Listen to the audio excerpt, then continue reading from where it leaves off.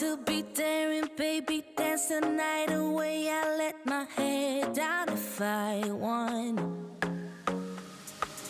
Don't you just get tired chasing fame and being pretty all the time? Doesn't sound like fun. You can do better. അപ്പോൾ ഇന്ന് നമ്മൾ പറയാൻ പോകണം, അതായത് ഒരു ക്യാമ്പറിൽ ഉപയോഗിക്കുമ്പോൾ ചെയ്യേണ്ട ബേസിക് ആയിട്ടുള്ള കാര്യങ്ങൾ. അപ്പോൾ നമ്മൾ ഇവിടെ വന്നു. അപ്പം നമ്മൾ വന്നത് ഒരു പ്ലാനിങ് ആയിട്ട് തന്നെയാണ് വന്നത്, 4-5 ദിവസത്തേക്ക് വേണ്ടിയിട്ട്. ക്യാമ്പറിൻ്റെ അവസ്ഥ കാണുമ്പോൾ തന്നെ സൈഡ് നിങ്ങൾക്ക് കാണാമല്ലോ, നിറച്ച് ചെളി. കാര്യം ഭയങ്കര അഡ്വഞ്ചറസ് ട്രിപ്പ് ആയിരുന്നു. അതിൻ്റെ ചെറിയ വീഡിയോ നമ്മൾ ചെയ്തിരുന്നു. കാര്യം നമ്മളിങ്ങനെ പോണ സമയത്ത് ഒരു ക്യാമ്പിംഗ് സൈറ്റിൽ മഴ ആയതുകൊണ്ട് ഒരു കുന്നും പ്രദേശമാണ്. അപ്പോൾ എന്താ പറ്റിയെന്ന് പറഞ്ഞാൽ ചെളിയിലേക്ക് അങ്ങോട്ട് കുത്തിപ്പോയി ടയർ അങ്ങോട്ട്.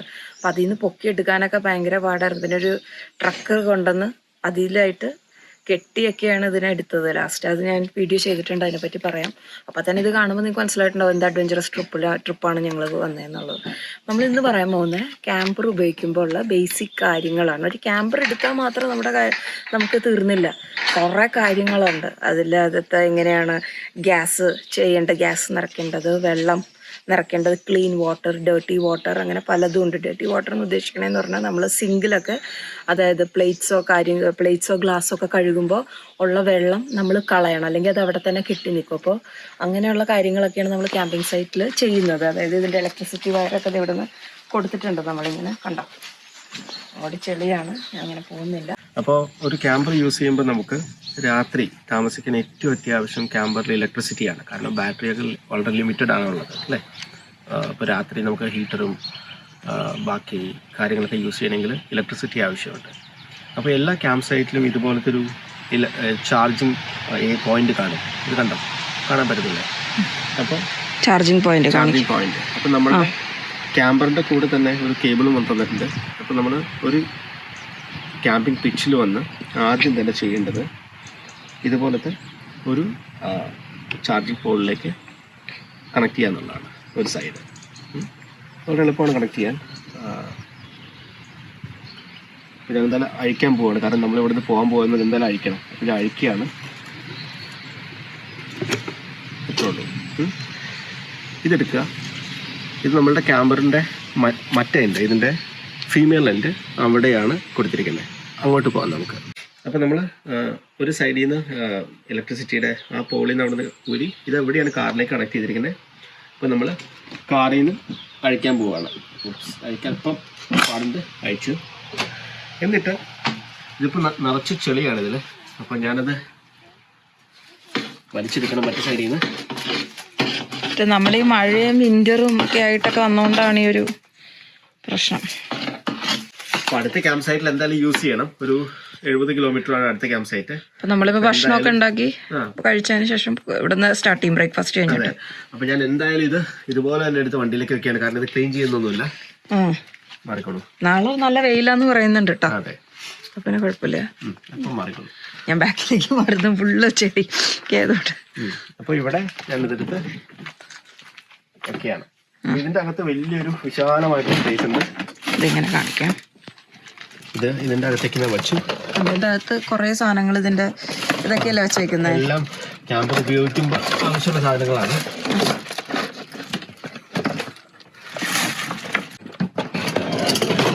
ഇതിൻ്റെ അകത്ത് കണ്ട നിറച്ച് ടൂൾ ബോക്സും മറ്റു കാര്യങ്ങളൊക്കെയാണ് ഉള്ളത്. ടയറുണ്ട്. പിന്നെ അപ്പുറ സൈഡ് കാണിച്ചു തരാം. ഇതൊരു സ്റ്റോറേജ് ലൊക്കേഷനാണ്. ഇതിൻ്റെ അകത്ത് സാധനങ്ങളൊക്കെ വെച്ചു നമ്മള്. അപ്പൊ ഇനി ഇത് അടയ്ക്കുകയാണ്. അടയ്ക്കുമ്പോൾ വളരെ ശ്രദ്ധിക്കേണ്ട കാര്യമുണ്ട്. കാരണം ഡ്രൈവ് ചെയ്യുമ്പോൾ ഇതിൽ ഏതെങ്കിലും തുറന്നു പോകാതിരിക്കാൻ വളരെ ശ്രദ്ധിക്കണം. അപ്പൊ അതുകൊണ്ട് വളരെ പ്രോപ്പർ ആയിട്ട് തന്നെ ലോക്ക് ചെയ്യണം. അല്ലെങ്കിൽ ഡ്രൈവ് ചെയ്യുമ്പോൾ തുറന്നു പോയാൽ വേറെ വണ്ടിക്ക് വരും, ഭയങ്കര അപകടമാണത്. ഇതെന്താ ഈ സാധനം? നമ്മള് സൈക്കിളൊക്കെ ഉണ്ടെങ്കിൽ വെക്കാനല്ലേ? ഇത് ബാക്കിൽ സൈക്കിളൊക്കെ ഉണ്ടെങ്കിൽ, അപ്പോൾ ഇവിടുത്തെ ആളുകൾ ഒത്തിരി സൈക്കിൾ യൂസ് ചെയ്യുന്നവരാണ്. നമുക്ക് അത്ര താല്പര്യമില്ലാത്ത സംഭവമാണ്. അപ്പോൾ ഒരു ക്യാമ്പ് ലൊക്കേഷനിൽ വന്നു കഴിഞ്ഞാൽ അവിടുത്തെ ഒരു ഹൈക്കിംഗ് ഒക്കെ പോകണമെങ്കിൽ അവർക്ക് സൈക്കിൾ ഇവിടെ ഫിറ്റ് ചെയ്യാവുന്നതാണ്. അപ്പം അതിനു വേണ്ടിയാണ് ഇവിടെ സൈക്കിളിൻ്റെ ഒരു സ്റ്റാൻഡ് പോലെ വെച്ചിരിക്കുന്നത്. ഈ സൈഡിലേക്ക് വന്നാൽ ഈ സൈഡിലും ഒരു സ്റ്റോറേജ് ലൊക്കേഷനാണ്. ഇവിടെ കണ്ടറിയാം, ഇവിടെ കസേരകളും ഒരു ടെൻ്റൊക്കെയാണ്. അതായത് ഈ ക്യാമ്പർ വീണ്ടും എക്സ്റ്റെൻഡ് ചെയ്യാം നമുക്ക്. അപ്പോൾ അങ്ങനെ എക്സ്റ്റെൻഡ് ചെയ്യുമ്പോൾ ഉപയോഗിക്കേണ്ട ടെൻറ്റും മറ്റു കാര്യങ്ങളുമാണ് ഇവിടെ ഉള്ളത്.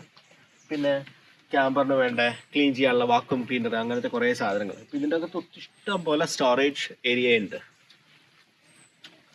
പിന്നെ ഇതെല്ലാം അതിൻ്റെ ക്ലീൻ ചെയ്യാനുള്ള കാര്യങ്ങളൊക്കെയാണ്. വീട്ടിൽ ശ്രദ്ധിക്കണം, അടച്ചു കഴിഞ്ഞ് നന്നായിട്ട് ലോക്ക് ചെയ്യണം, ശരിക്കും ഉറപ്പിക്കണം. പിന്നെ ഇങ്ങോട്ട് വരുവാണെങ്കിൽ ഇത് ഞാൻ തുറക്കുന്നില്ല. ഇത് തുറന്നു കഴിഞ്ഞാൽ ഇപ്പോൾ പണിയാണ്, അതുകൊണ്ടാണ്. പണിയില്ല, ഇത് നമ്മളുടെ ടോയ്ലറ്റ്, ബയോ ടോയ്ലറ്റിൻ്റെ ഔട്ട്ലെറ്റ് ആണ്. അപ്പോൾ നമുക്കത് ടോയ്ലറ്റിൻ്റെ ടാങ്ക് എടുത്ത് നമുക്ക് ക്യാമ്പിംഗ് സൈറ്റിൽ കൊണ്ടുവന്നിട്ട് അത് കളയാൻ പറ്റും. അതിനുള്ള മെഷീൻസ് ഒക്കെ ഉണ്ട് അവിടെ. അപ്പോൾ ഇതിൽ ബോക്സാണിത്. നമ്മൾ എന്തായാലും ഇവിടെ ടോയ്ലറ്റ് യൂസ് ചെയ്തില്ല. ഭാഗ്യത്തിന് നമുക്ക് എല്ലാ ക്യാമ്പ് സൈറ്റിലും ടോയ്ലറ്റ് ഉണ്ടായിരുന്നു, അപ്പോൾ അതൊന്നും കുഴപ്പമുണ്ടായിരുന്നില്ല. പക്ഷേ ഇൻ കേസ് ടോയ്ലറ്റ് യൂസ് ചെയ്യേണ്ടി വന്നാലും ഇതിലേക്കാണ് പോകുന്നത്. എനിക്കതിനെക്കുറിച്ച് ആധികാരികമായിട്ട് പറയാൻ അറിയില്ല, പക്ഷേ ഇതാണ് അതിൻ്റെ സംവിധാനം. വരും. പിന്നെ വെള്ളം. ക്യാമ്പറിൽ നമ്മൾ യാത്ര ചെയ്യുമ്പോൾ എല്ലായിടത്തും വെള്ളമൊന്നും ഉണ്ടാവണമെന്നില്ല, പ്രത്യേകിച്ചും സമ്മർ ടൈമിലൊക്കെ. അല്ലെങ്കിൽ തീർച്ചയായിട്ടും നമ്മുടെ കുടിക്കാനുള്ള വെള്ളമല്ല, മറ്റേ കിച്ചണും ഷവറിനൊക്കെ വേണ്ടി. നമ്മൾ ഷവർ യൂസ് ചെയ്തിട്ടില്ല കേട്ടോ. പക്ഷെ ഷവറിനൊക്കെ ആവശ്യം വന്നു കഴിഞ്ഞാൽ അതിലുള്ള വെള്ളം സൂക്ഷിക്കുന്ന സ്ഥലം ഇതിൽക്കൂടെയാണ് വെള്ളം പോകുന്നത്. അപ്പോൾ നമ്മളിവിടെ പൈപ്പുണ്ട്, പെട്രോൾ ടാങ്ക് പോലെ തന്നെ ഒരു ടാങ്ക് ഉണ്ട്, അവിടെ വെള്ളം ഒഴിക്കാം. എനിക്ക് തോന്നുന്നു ഏകദേശം ഒരു 150-200 ലിറ്റർ വെള്ളം ഇതിൽ കൊള്ളൂ. നമ്മൾ വളരെ മിനിമം ആയിട്ടാണ് ഞാൻ ഒഴിക്കുന്നത്, കാരണം വെയിറ്റ് വരണ്ടല്ലോ. അതുകൊണ്ട് തന്നെ വെയിറ്റ് വന്നു കഴിഞ്ഞാൽ പിന്നെ വണ്ടി മൂവ് ചെയ്യാനും ബുദ്ധിമുട്ട് വരും. ഈ തണുപ്പായതൊരു ചതുപ്പൊക്കെ പോയി കഴിഞ്ഞാൽ പ്രശ്നം വരും. അതുകൊണ്ട് വെള്ളം വെയിറ്റ് കുറയ്ക്കാൻ വേണ്ടി ഞാൻ വളരെ കുറച്ച് വെള്ളം ഉപയോഗിച്ചിട്ടുണ്ട്, കാരണം നമ്മൾ അതുപോലെ യൂസ് ചെയ്യുന്നുള്ളൂ. പിന്നെ ഇവിടെയാണ് ഡീസൽ ടാങ്ക്. ഇതിൻ്റെ ഡീസൽ കപ്പാസിറ്റി എന്ന് വെച്ച് കഴിഞ്ഞാൽ ഏകദേശം 700 കിലോമീറ്റർ ഓടാനുള്ള നമുക്ക് ഡീസൽ 1 ടൈമിൽ നിറയ്ക്കാൻ പറ്റും. ഇപ്പം നമ്മൾ സ്റ്റാർട്ട് ചെയ്തിട്ട് ഇതുവരെ നിറച്ചിട്ടില്ല, ഇപ്പോൾ ഒരു ഹാഫ് ടാങ്ക് ആയിട്ടുള്ള അത്രേ ഉള്ളൂ. പിന്നെ അടുത്തത് ഗ്യാസാണ്. ഗ്യാസ് എന്തിനാന്ന് വെച്ച് കഴിഞ്ഞാൽ നമുക്ക് ബേർണർ ഉണ്ട്, അടുപ്പ് കത്തിക്കാൻ. ഇപ്പം നാട്ടിലെ പോലെ തന്നെ സ്റ്റൗ ആണുള്ളത്. ഞാനിപ്പോൾ എന്തായാലും സ്റ്റൗ തുറക്കാൻ പോവാണ്, കാരണം നമുക്ക് രാവിലെ ഭക്ഷണം കഴിക്കാൻ വേണം. അപ്പോൾ സ്റ്റൗവിൻ്റെ ഇവിടെ ഓൺ ചെയ്യണം.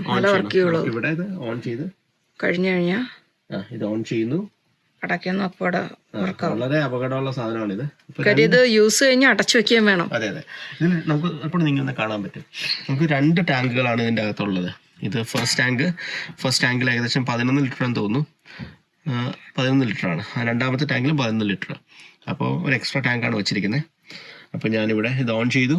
പിന്നെ ഇവിടെ ഒരു ബട്ടൺ ഉണ്ട്, അത് പ്രസ് ചെയ്തു. അപ്പോൾ ഇനി നമുക്ക് ഗ്യാസ് യൂസ് ചെയ്യാൻ പറ്റും. അപ്പോൾ ഇതൊക്കെയാണ് ക്യാമ്പിങ്ങിൻ്റെ ബേസിക് കാര്യം.